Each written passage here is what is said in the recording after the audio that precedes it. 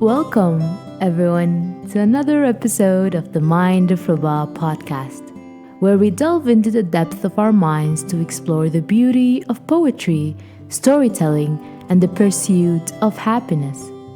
I'm your host, Robert Zettin, and I invite you to join me on this journey of creativity, inspiration, and the search for peace, where I hope I can bring a smile to your face.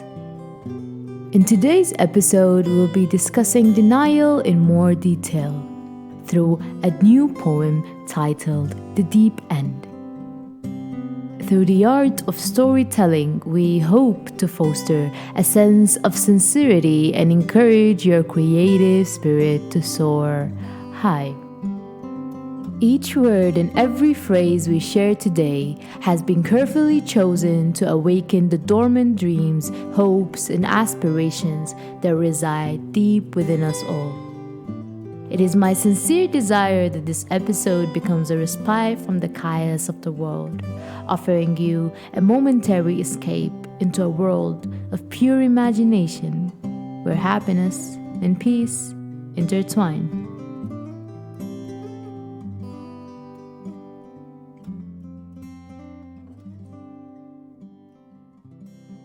Life is full of problems, from simple day-to-day problems to chaotic and complex problems with hard-to-find solutions.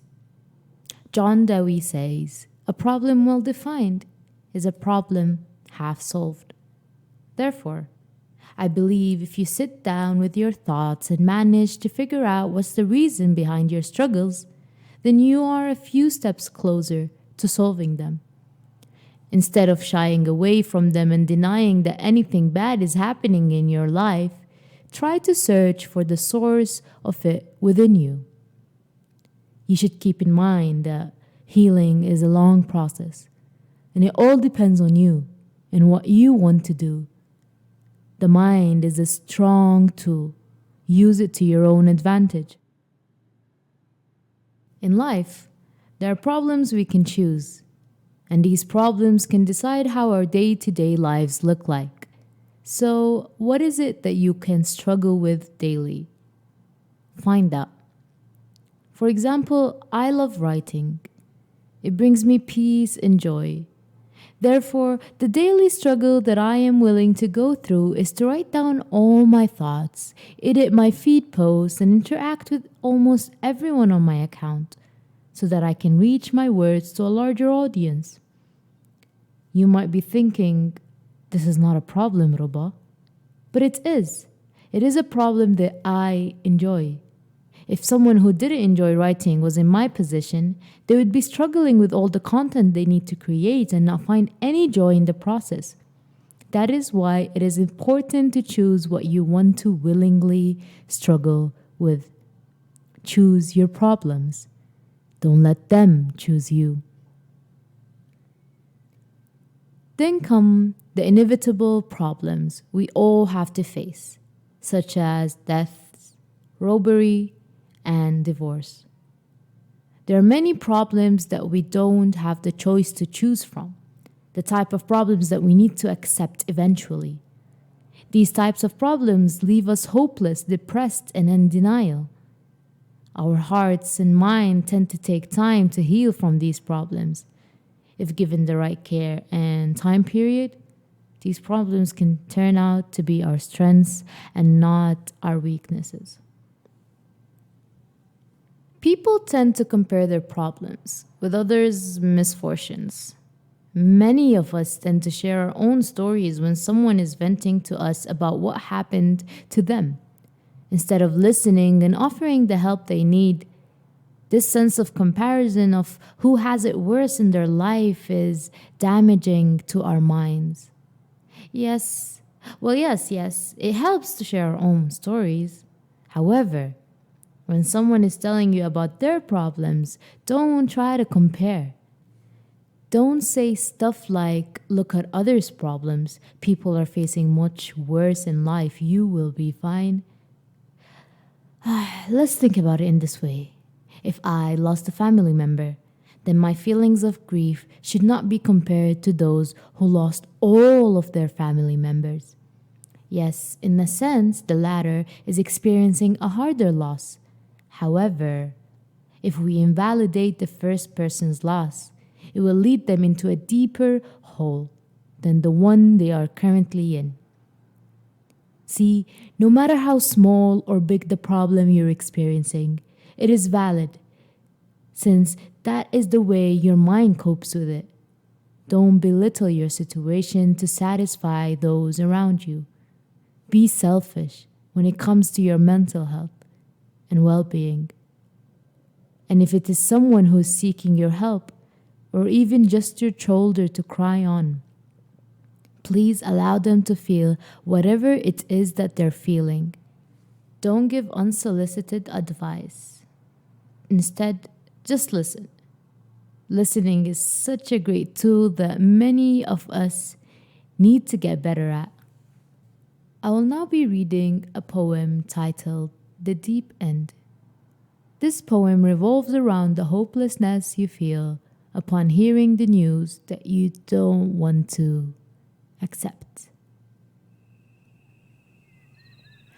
I held my breath, still I sunk down in a box with corners far from reach.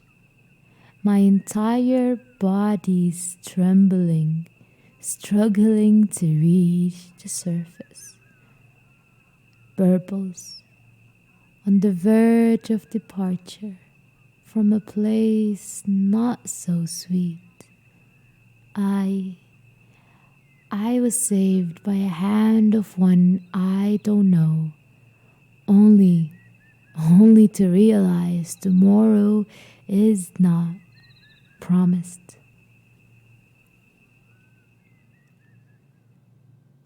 I reached out and couldn't clasp a thing. Thus, I thought I departed from this realm. I opened my eyes only to see droplets and droplets surrounding me. I still had my hands up to the blue vast sky, still filled with hope that I can survive. And to my surprise, a hand clenched mine. I got pulled out to the place I thought I despised. A sigh of relief, with plenty of coughs, followed by a thank you, left my throat. I admitted that tomorrow is not promised. This realization hit me a couple of times in my life. We never know when it all ends or when someone or something we care deeply about will disappear. Yet we tend to live casually, not giving the right care and love to those people and things. We tend to regret it after it disappears, take flowers to the graveyard, yet never when they're alive, write letters to them and never send them, then cry and regret it when they stop being our friend, not eat our mother's dishes, yet miss it when we're aboard. We should start living our daily lives as if tomorrow is the last, because then, only then, we would reach our full potential. Our looks, weight, and so on will be in the back of our minds, and the only things we would care about is doing what we love and spending our time doing things that we have always said we have no time for. We would wear our favorite outfits and spray our most expensive perfumes, for tomorrow is not promised.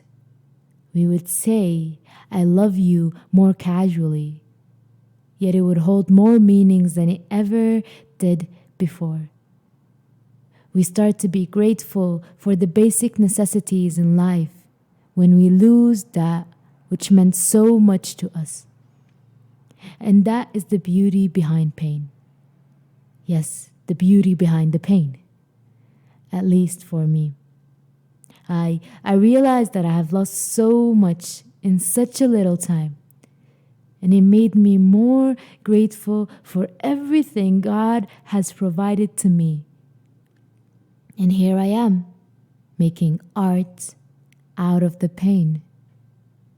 So instead of denying your pain, sit with it and journal your thoughts. Let your mind know that you want to give it time because it deserves it. After all that it has been through, everything will be all right. We will all smile again soon. Trust me, that time will come.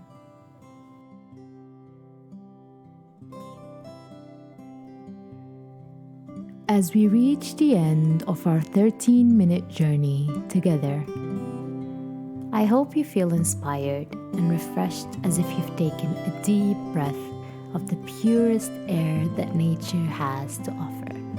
Remember, happiness is not a destination, but a state of mind we can cultivate and embrace. By nurturing our creativity and finding solace in poetry and storytelling, we can tap into a wellspring of joy that resides within us all. Thank you for joining me today. I encourage you to carry the calming motivation that you've discovered here into your daily lives, spreading it like ripples in a calm lake, touching the hearts and minds of those around you. Before we part ways, I would like to express my deepest gratitude to each and every one of you, dear listeners, for your unwavering support and love. Your presence makes this journey worthwhile, and I hope to continue inspiring you in the pursuit of happiness and the celebration of creativity. Thanks for listening. If you've enjoyed this episode and you'd like to help support the podcast, please share it with others, post about it on social media, or leave a rating and review. To catch all the latest from me, you can follow me on my Instagram account at Mindofruba. Until we meet again, may your days be filled with joy, your hearts overflow with peace, and your minds dance with the beauty of endless possibilities. This has been the Mindofruba podcast, and I bid you farewell with a promise to return soon, ready to embark on another enchanting adventure together. Don't forget, the goal here is to smile.